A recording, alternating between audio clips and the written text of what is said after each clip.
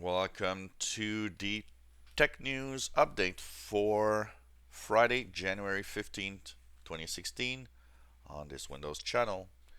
And today in the news, we have the first news item about iOS and Windows 10.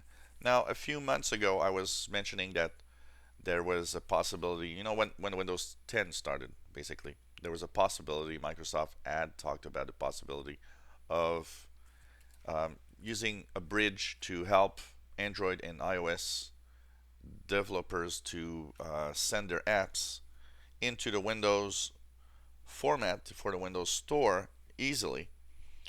And in somewhere in October or November, they decided to stop for Android. They decided that the Android bridge to Windows would not happen. And a lot of people said, well, maybe Microsoft's scared that too many people will move to Android or stop using the Windows Store for some reason. Well, today we learned that iOS bridge to Windows is continuing. So it means that Microsoft is still working on a way to easily send iOS apps and games to the Microsoft Store in the easiest way possible so that, most developers would say, well, it's easy. Why not also send my apps to the Windows Store?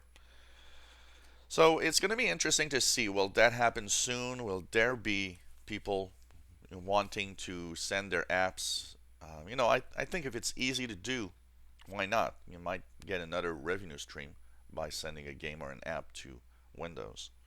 And there's a lot of Windows users that have iPhones and iPads, so some of them might want to have their favorite app on Windows Store. So at least we'll see what happens and if it ever gets through.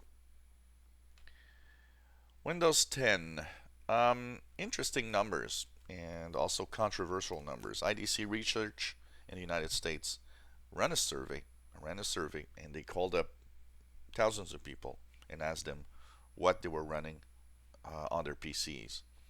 And from that survey, 30% of people responded that they're running Windows 10 on their PC.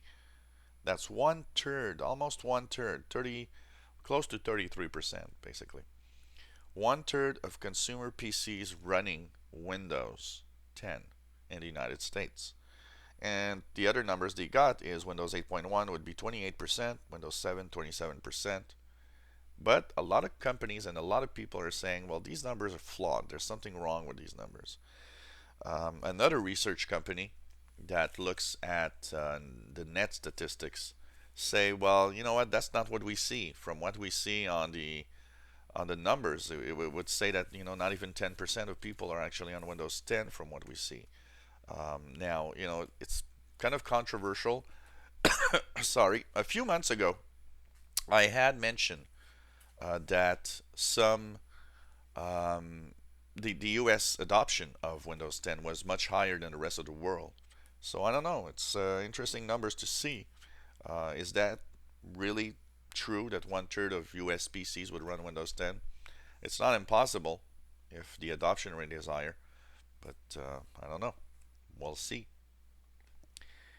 Microsoft Office, another survey that was made in enterprise and asked the question of, what are you running as a productivity office suite on your PC? And basically, pretty much everybody said Microsoft Office is the king of the productivity here. So, a lot of people were saying, well, Microsoft Office will eventually go away. And because of all the free versions that enterprise can install of, like LibreOffice and so on, a lot of people will say, well, okay, they're going to move on to free stuff. Well, it doesn't seem so at all. And for those that don't know, Microsoft Office is the cash cow for Microsoft. It's the single biggest product Microsoft is selling that makes the most money. So, I think they're going to continue that way. And if I look at my clients here, I can tell you that even though I do often talk about the free solutions for some clients, pretty much everybody is running Microsoft Office when they work with other people sharing documents and so on. It is the productivity suite, and everybody wants Microsoft Office basically.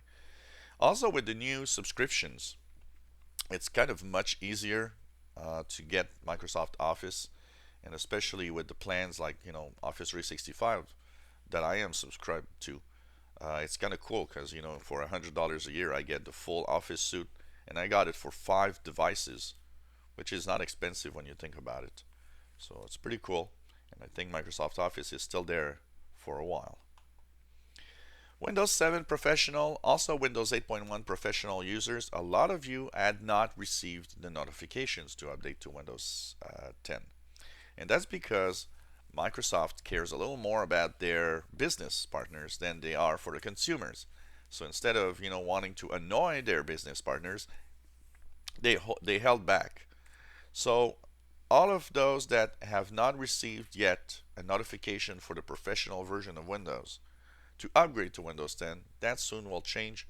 Microsoft has said that in the coming weeks they'll start having and rolling that little update icon, so you'll all have that little Windows box in the bottom right in your taskbar that's going to annoy you to pass to Windows 10.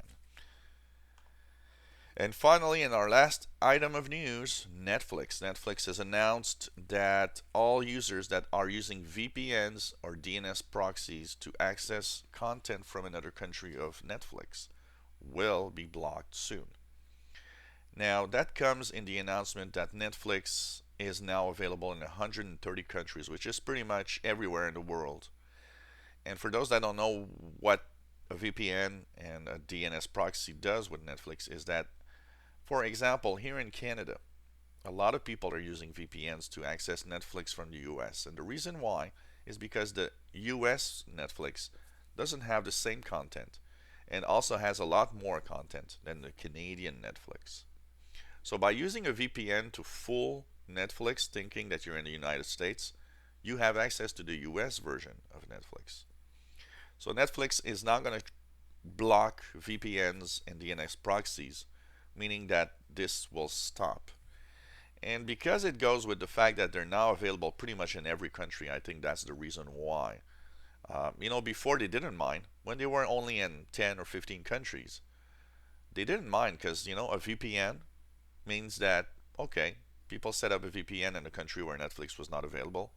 People would pay for a subscription, and basically Netflix would, rack in the cash, and they didn't care.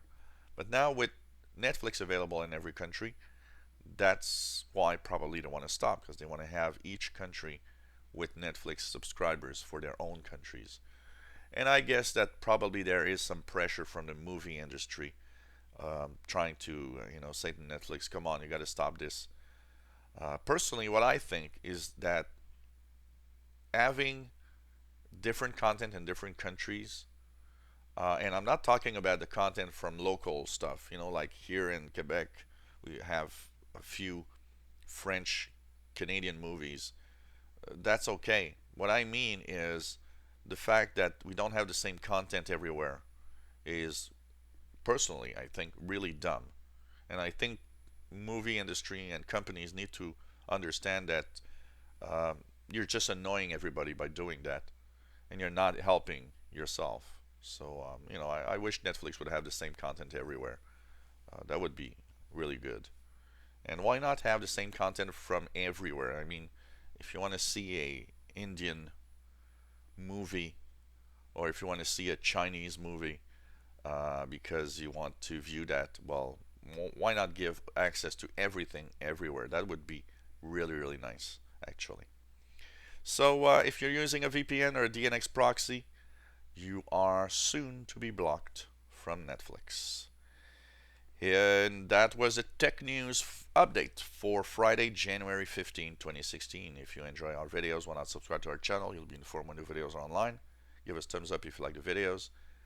And also, you can ask questions if you have problems, and you can also subscribe and ask for a video about a subject that maybe didn't cover about Windows, and we'll try to do a video. Thank you so much for following us.